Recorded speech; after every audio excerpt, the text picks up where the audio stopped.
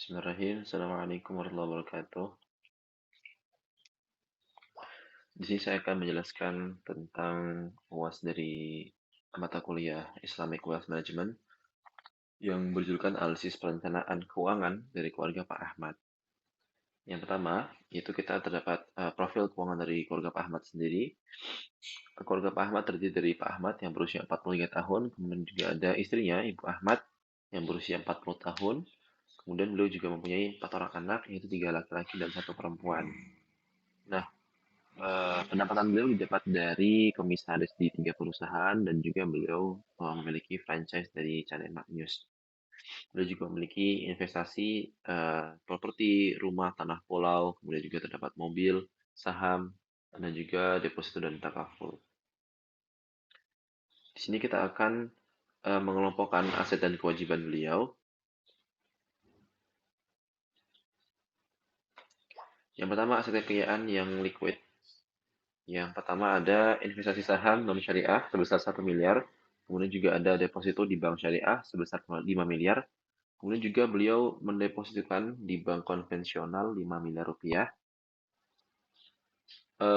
Beliau juga mempunyai saldo takaful sebesar 1 miliar rupiah dan juga kas atau tabungan anak sebesar 20 juta, yaitu 4 anak dikali 5 juta. Sehingga total aset liquid yang beliau miliki sebesar 12,02 miliar rupiah. Kemudian aset kekayaan yang tidak liquidnya, beliau mempunyai rumah di Sentul yang bervaluasi 15 miliar, tanah di Jonggol dengan valuasi 5 miliar, pulau di Bangka, Belitung seharga 10 miliar, mobil Mercy S206 seharga 1 miliar, dan juga mobil Alphard 700 juta. Bisnis franchise Channel News nilai diukur sebagai sumber pendapatan, sehingga total aset tidak liquid sebesar 31,7 miliar.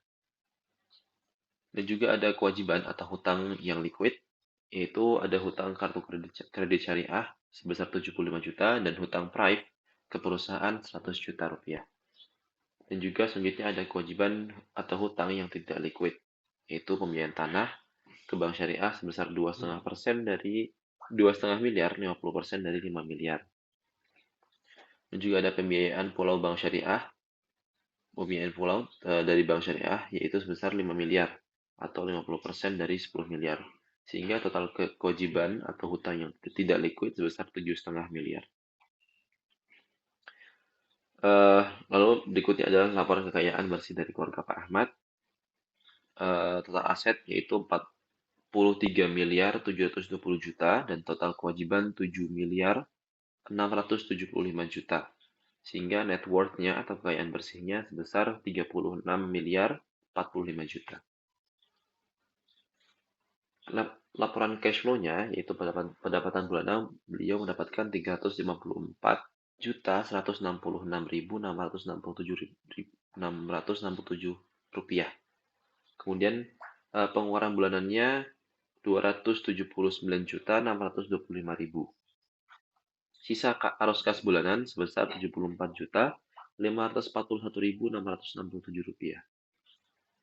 Rasio keuangan keluarga Pak Ahmad yaitu yang pertama rasio likuiditas dengan rumus aset liquid dibagi total aset sehingga 12 juta 12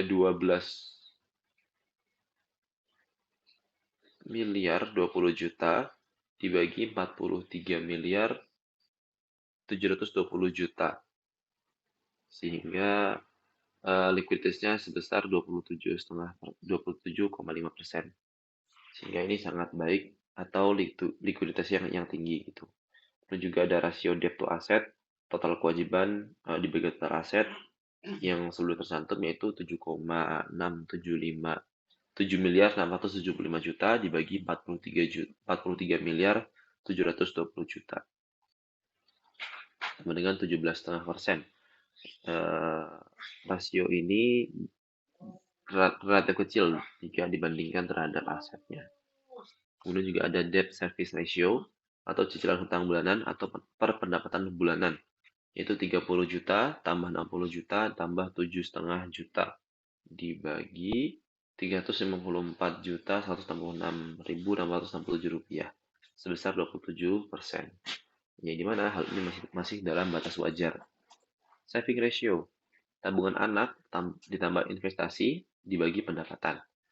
20 juta ditambah 4.166.667 rupiah dibagi 354.166,667 rupiah menjadi 6,8%.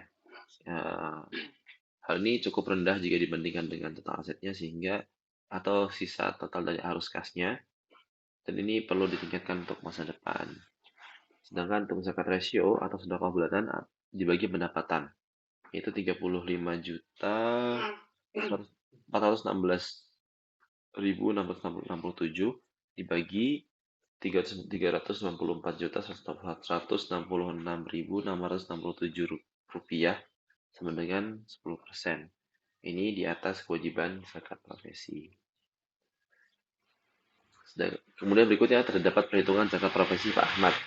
Zakat profesi biasanya dihitung 2,5% dari pendapatan bersih bulanan jika sudah melebihi nisab, setara 85 gram emas atau sekitar 90 juta per tahun atau 7,5 juta per bulan. Sedangkan pendapatan bersih bulanan Pak Ahmad itu 354.166.667 rupiah. Zakat profesinya 2,5%, sehingga kalau dikalikan 2,5%, temu angka 8.854.167 rupiah. Pak Ahmad sudah mengeluarkan sedekah 10% dari pendapatan, yaitu sebesar 35.416.667 rupiah. Jauh di atas kewajiban zakat profesi. Namun, jika ingin memisahkan antara sedekah dan zakat, maka minimal 8.854.167 rupiah tadi per bulan itu harus diniatkan sebagai zakat profesi, bukan sebagai sedekah. Kemudian juga terdapat saran terkait aset non-syariah, yang dimana aset non-syariah yang dimiliki oleh Pak Ahmad adalah investasi saham non-syariah yang sebesar 1 miliar rupiah.